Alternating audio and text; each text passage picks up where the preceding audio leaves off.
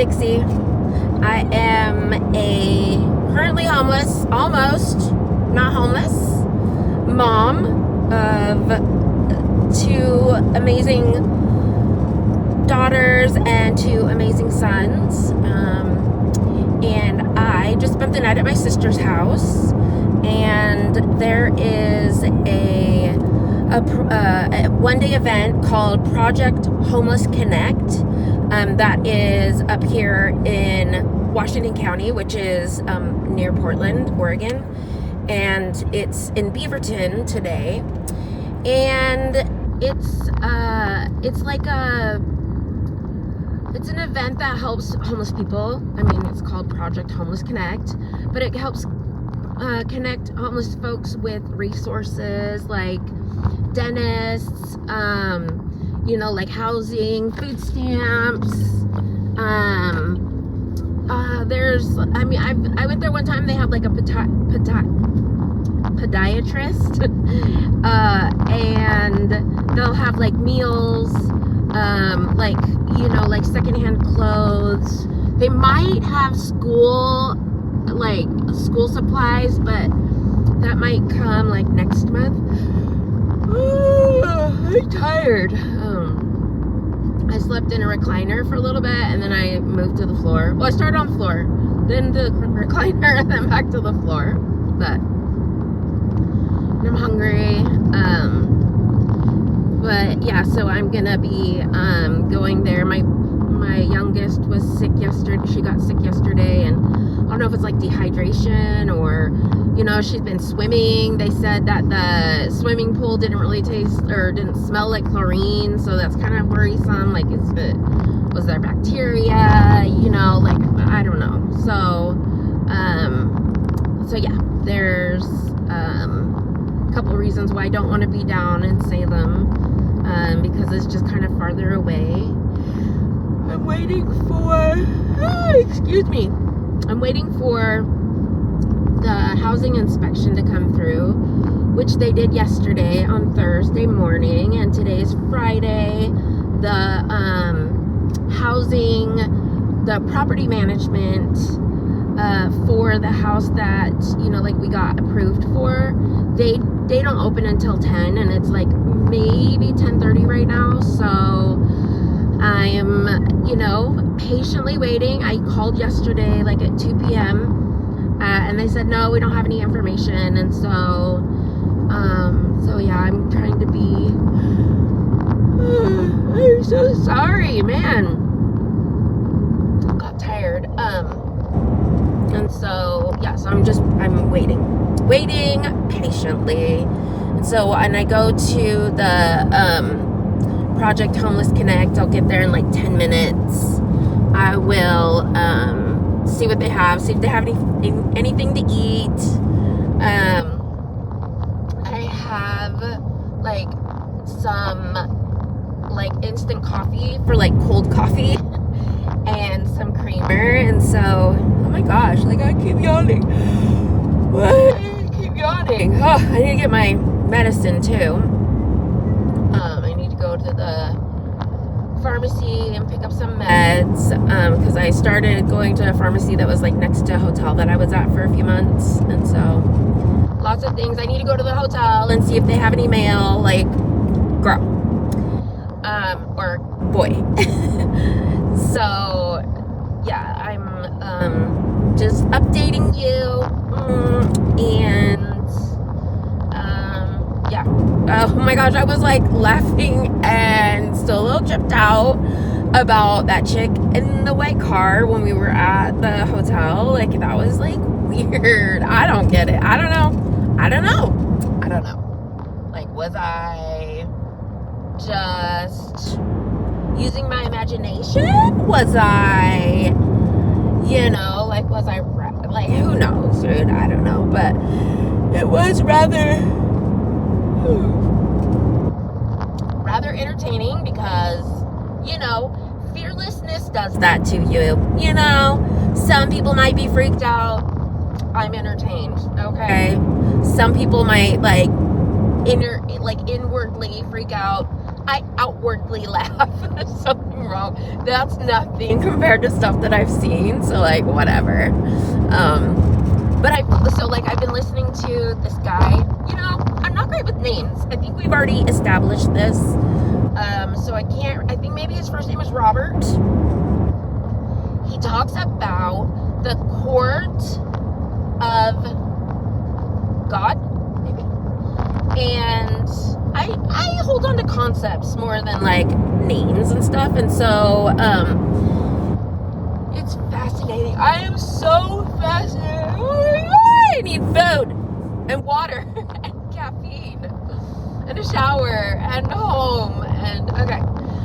But it's just fascinating because it's like talking about like how the Bible says that like God is a judge, right? Yeah, okay, I know that. Like, but like just like how it's a little more literal than we give it credit for, and how to ask for you know, not just like our own sins to be, you know, forgiven, but like the sins of our fathers, like our lineage, our ancestors. Like when he talks, like I'm just like, wait, what? Like this makes sense. Why aren't more sermons about this? It's freaking crazy. But like, he said this one thing. I was like, at first I didn't understand what he was saying, and I was like, excuse you, because he was talking about how something about misfits, people who don't feel like they fit in. I gotta figure out which episode that was, because he got like 7 episodes of this one series, and I was just listening to a different series. Like, it's freaking amazing. But basically that, you know, and it makes sense, like God always uses the least likely. He uses the meek because that way he can prove that it's his power that, you know, is winning the battle. And so that the humans, the people who will end up being the ones that are, you know, like, what do you call it? Like when you're addressing the court, they're going to be like the misfits, the eunuchs, and something else. And I was like, oh my God! When I realized what he was saying, because at first I thought he was saying like the misfits will not be allowed to come into the court. I was like, what? No, I'm good. I'm doing good. But then I realized that he was saying like the misfits will be the ones that are addressing the court. I was like, I resonate with that. I totally resonate with that. Yeah, so many confirmations. I'm like, what? This is crazy. So, and he too is like, you know what? We're humans. We're flawed. But the main thing is that we answer the call. We answer the call. We follow directions. And I can say I do that. I can say I do that. So it's not always how other humans think it's going to look. It's not always how I think it's going to look. Look, it's just not. Okay? But like, you know, when you know, you just gotta have acceptance, and you've got to go with the flow and just trust. And that's the faith. That is the faith. And my little mustard seed of faith has grown into a sequoia. Okay, like, didn't know that you could get a freaking sequoia out of a freaking mustard seed, but like, here we are, and I'm amazed. So shout out to the dude about the court. I'll do better next time, okay? I'll do better next time. You know, it's always these little things that like I end up being embarrassed about, and then it sticks out in my memory, and then next time I hear it, I'll be like, oh, okay, need to retain this. So, fascinating. Love it. It just, like, I've been on this gradual, like, feeling more comfortable about sharing my connection with Jesus. And because what it looks like, it doesn't look like the typical connection with Jesus. My connection isn't scripture based, and I've had a lot of inner conversations about it and like some negative self-talk because I'm like, I don't fit. I feel like I don't fit in. Like, I don't even really have the kind of memory that like holds on to those things. And I'm not saying I can't. I'm not saying I won't try, okay? I'm just saying like I'm gonna be realistic with myself so that I don't get stuck on things that are outside of my purpose. And so now I'm like, as I'm learning more, I'm like, okay, I'm okay. Like it's okay that I can have a personal relationship with Jesus and not know about all of the scriptures. I'm not saying that I'm against them. Like, just hear what I'm saying. Like, that I'm not there yet. Like, but I know for a fact I've met Jesus. Jesus has come into my life. You know, that was the one thing about the prophetic conference that I was like, what? Like, they were like kind of targeting me as if I haven't met Jesus. And I thought, like, am I missing something? Like, for a second I was like, no, I'm not missing anything. I know I've met Jesus, and I don't claim to be a prophet, period. So I'm not a, what do you call it? Like a false prophet or anything like that. Like, I'm just a girl, okay? I'm just a girl. So, yeah, I'm arriving at the church. It's called something, Sunset Church, I believe. And for a second I was like, there's no parking, and there's plenty of parking. There's just people parked out on the street. I don't know why. But I got really excited. I did yawn now. Woo! So, yeah, I'm excited. I'm excited about this because it makes sense. This is the second time I've seen a 666 license plate, and I still, what Jesus tells me is that not every single thing that's been translated is right. And so I'm not saying I don't put faith in the word because I don't know all of the word, you know, but I just know that that's where discernment comes in. And so, you know, like Jesus says to have faith in him, you know, and I know that any of my discernment doesn't come from the goodness. Like, I'm not filtering out goodness. I'm filtering out the human secondary kind of intentions, the motives and stuff like that happen. They exist. And so, yeah. So I'm gonna go and see if I could get some food.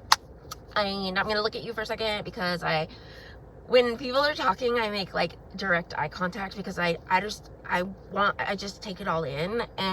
But I realize, like, when I'm talking, like, I'm like looking all over the place because I'm like thinking and stuff. And so I just wanted to make eye contact with you and tell you thank you for being here. Thank you for listening. Thank you for going on this journey with me. I knew that I was going to do this. I knew eventually something was going to lead me to creating a YouTube channel and that I would be sharing things with you. I didn't know what it would look like. And here we are. What? So crazy. So wild. I love it. Thank you. Subscribe, like, and yeah. Right now my Cash App and Venmo is DixieRosePDX. P is in Paul, D is in dog, X is in xylophone. And yeah. Okay. Peace and love. Okay, I'm back. So I'm gonna do this. Like, how do I constructively share my experience without casting judgment on others?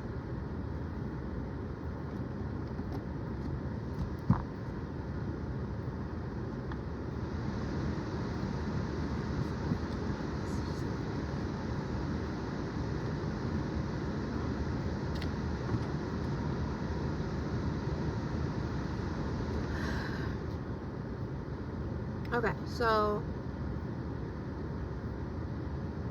I'm back.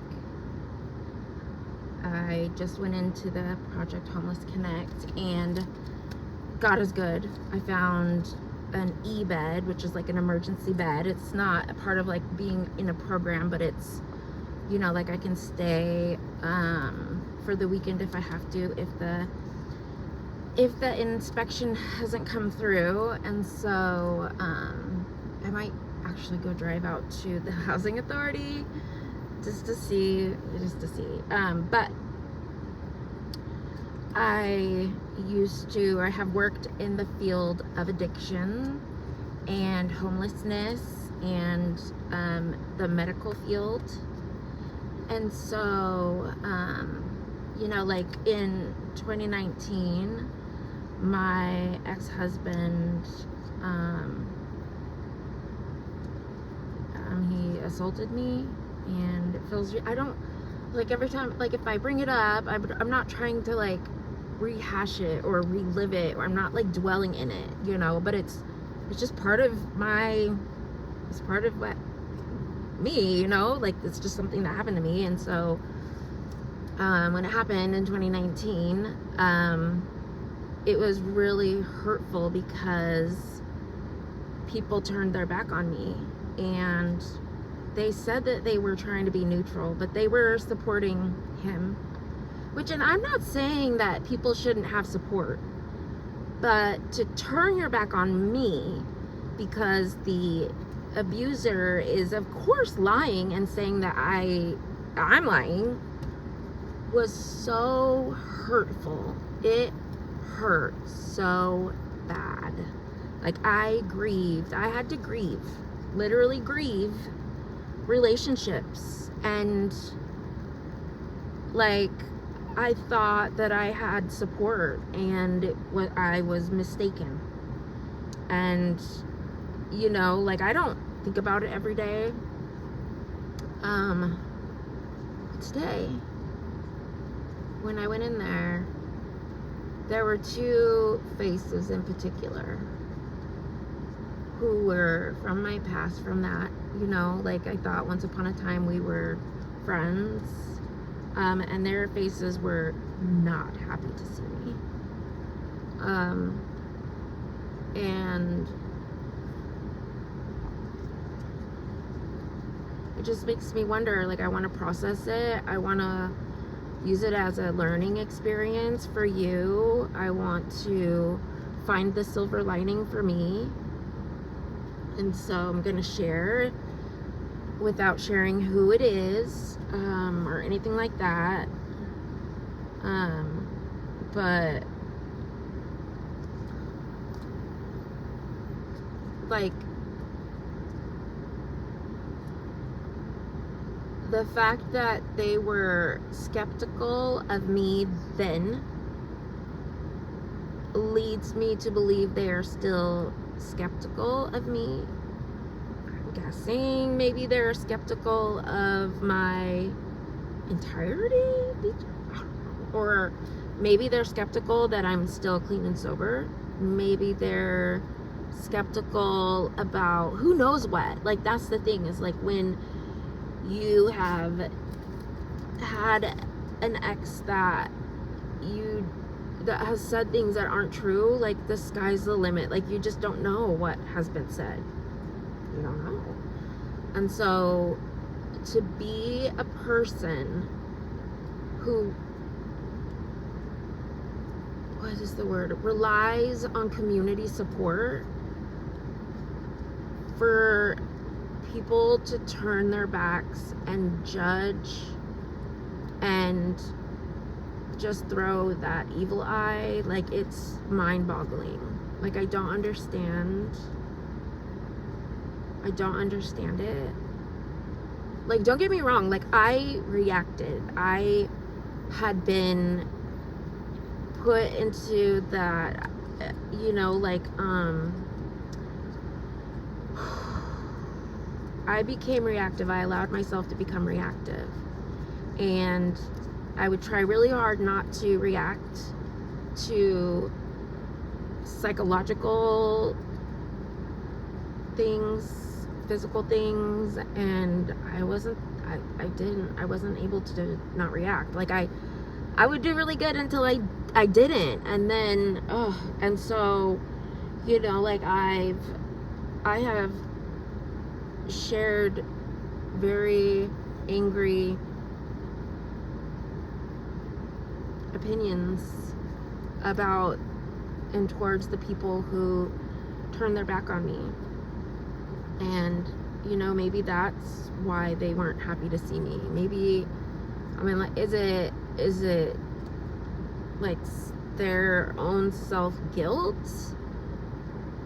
If you are a person who has realized that you were wrong by supporting someone who claimed they were not abusive, and then later found out that they actually were, or at least found out that they've continued to be accused of it.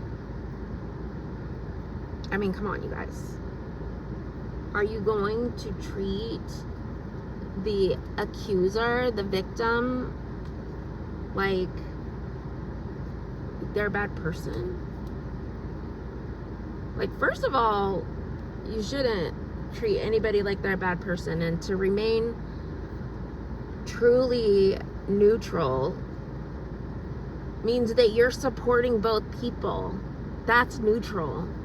Neutral isn't supporting one person and then not supporting the other. That's not neutral. It's a clear statement. And as a victim, you're very, very aware of what kind of statements are being made. And it hurts so bad. So to see them, and I'm all smiles, you know, like I'm going to give everybody the benefit of the doubt. I'm not going to expect for people to apologize. I'm not. But when you literally cringe when you see me, and I still am kind, and you can't get it off of your face, like, what is that? What are you doing? How are you in human services? Like, that's the part that boggles my mind. Do you really have the skills to provide services to humans who are technically in this realm of everybody, society judging them? Are you? It's so hard for me not to judge, because it's like, sometimes I feel like I'm a barometer. Is that the word? Like, I am a thermometer, you know? Like, I can kind of tell the temperature. I don't know. On the good note, I ran into, and it's funny, because, like, I have been clean and sober this whole time. But the people who have seen me are Celebrate Recovery people, and not NA, not AA, because guess what? The people who turned their back on me, that's where they are. Why would I go there? Make it make sense. So I switched to Celebrate Recovery. Thank God, because now I have a better understanding of God and Jesus, but for the people to cast so much evil eye to me is hurtful. It's kind of gross.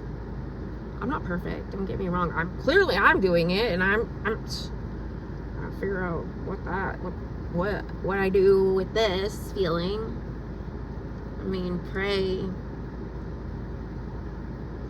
It just, you know, like all the stuff that I'm learning about the court of heaven, you know, like God's court, and like it's really eye-opening to see who's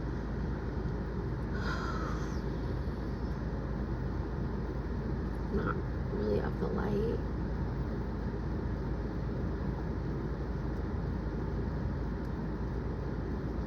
And I'm still gonna treat everybody with kindness and dignity and be nice and genuinely kind, even people who have hurt me, because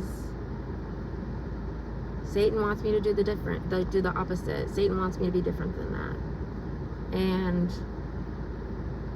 I'm not working for Satan. I'm working for God.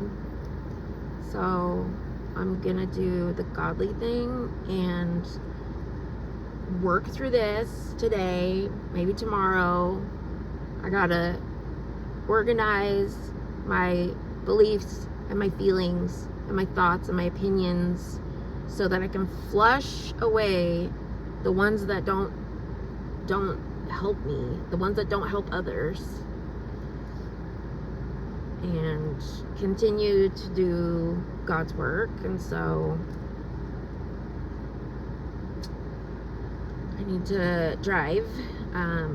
But I was saying, like, the good thing was that I ran into somebody from Celebrate Recovery, and they had a genuine smile. Like, they've seen me, you know, like in meetings and training events and stuff like that. And so, like, they know it's like people who don't trust other people, it's because they see through their own lens. And if you are untrustworthy, you don't think other people are trustworthy. And if you're a person who has blindly believed people and end up finding out too many times that you were wrong by believing that somebody was good because they said they were good, but then turns out that they're not, don't be mad at yourself. Keep being nice, keep believing, just set boundaries. Okay, I was saying, still be nice. My phone ring. Still be nice, you know, like, still believe people. Don't take, because that's what Satan wants. Satan wants to be able to send his minions to loving, kind people and turn them into doubting, hateful people. That's what he wants. And we can't let him do that. So that's why I continue, and I will continue to be kind and generous and, you know, like, give everybody the benefit of the doubt, because I've been the person that doesn't get the benefit of the doubt, and it freaking hurts. It hurts really bad. And I know that's Satan. Satan wants me to feel really bad. He just uses one broken person to go and break another. You guys, don't let him do this. We have to be on alert, you know, we have to. If you are a person with a good heart, you have to remember these are humans. Humans hurt people. It doesn't necessarily reflect their true inner core. Satan tries to persuade people, and I believe that there are demonic possessions, you know, like it's not the human inside, it's something else. And, you know, like, boundaries are how we keep ourselves safe while still being able to be kind and loving and be children of God that spread the message of hope, that spread love. Like, that's what we have to do. And this is, like, I'm talking to myself right now. Like, my inner dialogue says, I don't understand why their faces did the things that they did. It's based on opinion. It's not based on fact. It's not based on my interpretation or perception or perspective of anything. Like, did I react in probably not that great ways? Yeah. You know, I was a human. I was a broken, hurt human. And, you know, and I worked on it. I asked for help. I made steps towards improvement, and I continue to do that. And that's all we can do as humans who have been the ones that have hurt other people. Like, if you are someone who has hurt other people and you're doing better, and you can't get people to believe that you're doing better, just keep doing it. Keep being good. You know, like your tribe is out there, and the people who refuse to believe that you have changed, they're still stuck. They're still stuck in the darkness, and pray for them. Pray for them that they find salvation, that they find their own healing, and know that it's painful. Like, as a person who has gone through healing and had to face my inner demons and exercise them, you know, like, it hurts. It's painful. It's painful to know, to wake up and realize that you've hurt people that you love dearly. It hurts. And so you can tell when people are truly forgiving, you know, like like I have 15 years clean and sober, you know, 15 years from crime, 15 years from being an absent parent. If one of my kids gets sad, I need to give them that. I need to allow them that process. And if they do it every day, that's not good for them, you know, like, and so that their boundaries would have to be set, you know. But, and I say this because of something that somebody said, and it's not judgment, I'm just processing in my head, like, as a person who has hurt other people, it takes a long time sometimes to get people to forgive it, you know. Like, somebody who worked in the addiction field, I remember working with women who would get like their 9 months clean and just be demanding that they get their children back and be demanding of things. And I always thought, oh, like, that's not how you're gonna get it. Like, that's the opposite. That's not what anybody's gonna think that is a good parent. Like, I think that maybe some people, like, that's how they were raised, that's what they saw, and like they saw their parents get their way. So it doesn't necessarily mean that their parent was a good parent, and that's not a diss to anybody. Like, I'm just speaking facts here. And so we have to look at, like, what's really happening. And that's like what I have to do right now. Like, I have to look at, like, what's really happening. Is this me? Is their face a reflection of me and my actions, or is it a reflection of them and their actions? Because it doesn't feel right for it to be me, and I get it. Like, that's why I need to process it, because I'm like, is there something that I'm forgetting? Like, I don't want to be completely like, it's not me, you know, like, because that's not healthy. Like, I need to really look at, did I say something? Do I need to apologize for something? Did I say something when I was really hurt? And I don't know. I can't remember. Like, I don't remember saying or doing anything like that. I don't know. I just know that, like, we can't do that to people. I don't want to do that to people. And I think, you know, when I encounter people I've had opinions about in the past, I check myself and I go back and I remind myself, okay, why do I have this opinion? What has led me to having this opinion? Because I don't want it to be based on something someone else said. It needs to be based on my actual experience.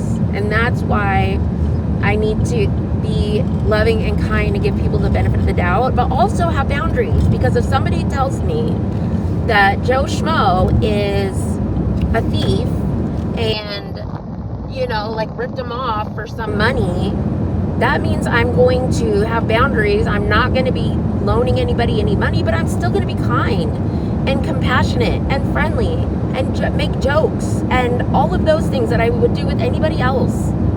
Because why would I take that away from someone because Joe Schmo said something?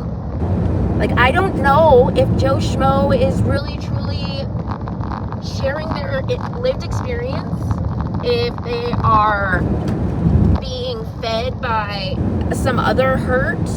Like, we don't know that we are humans. People, this is what people do sometimes. Like, gotta have forgiveness for Joe Schmo too. You know, like, that's the true, like, loving, compassionate way. That's the loving, compassionate thing to do.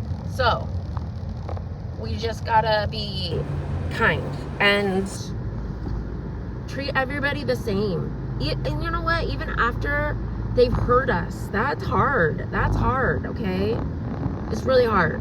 And I still waver. I still waver in that, because I can, when I'm face to face to somebody, I can be kind and joke and have a good conversation, and then realize later the position that I'm in is partially because of that person's actions. I have made the mistake to reach out and say, just so you know, I haven't forgotten. So I'm not perfect. And I think that is because the depth of the wound. And so processing this will help me, you know, like, heal it. Because if you got a deep wound, you can't just keep packing gauze in there. Like, you're gonna have to let it heal, you know. And so it's hard. It hurts. It hurts to be on the perpetrator side. It hurts to be on the victim side. Oh, my phone is ringing again. Maybe I'll come back. I don't know, maybe not. Peace. Okay, it was a quick call. How do I do these transitions? I know I've seen, like, some people, like, do the whoop, it, like, flips. I don't know if I like that. So forgive me, you do that. I'm just for me. Okay. Stop it, Dixie. Maybe I will cut this part out. Like, cut. Okay. It was a short call. I don't know if I'm done processing this. I guess because I really want to leave it on a good note. The person that I saw from Celebrate Recovery, they said that I could be in an e-bed. So if I need to have a safe, clean and sober place, I can go there. You know, like, it's so grateful. And I can't control other people. You know, it's none of my business what they think about me. You know, I can't control that. I can't even control what people say about me. I mean, like, really, when it comes down to it, if I was giving somebody else advice, I would say, you just have to live your true, authentic life. Is, you know, like, the goodness. Like, don't be hateful or bitter. No revenge, no animosity. Resentments is just drinking poison, expecting other person to feel it, you know. Like, we literally have to work on our inner peace, and that is the only way that people will see who we really are, because we know who we are. And when we react outside of who we are, other people think that's who we are. Can't blame them. You know, like, that's what it looks like. So we just got to keep showing our true face to people, showing people who we really are. My true character is loving and kind and forgiving and a little messy, you know? I'm a little bit messy. So, good to not pretend. There's no point in pretending I'm somebody else. Of the story. My silver lining is that I got to see other people. I got to just be in the mix, you know, like, I got to smile and say thank you to people who were behind the counters, you know, like, because sometimes the people who are in the middle of chaos and stuff, like, it's just hard, and it's not their fault that they don't have the time or capacity to really think about the people who are serving them. Like, they're in survival mode. And so I've been in this world. I've been on the serving side. I've been on the, participant side. And so, and I have the love of Christ in me, so I will smile and say thank you and smile through my pain, you know?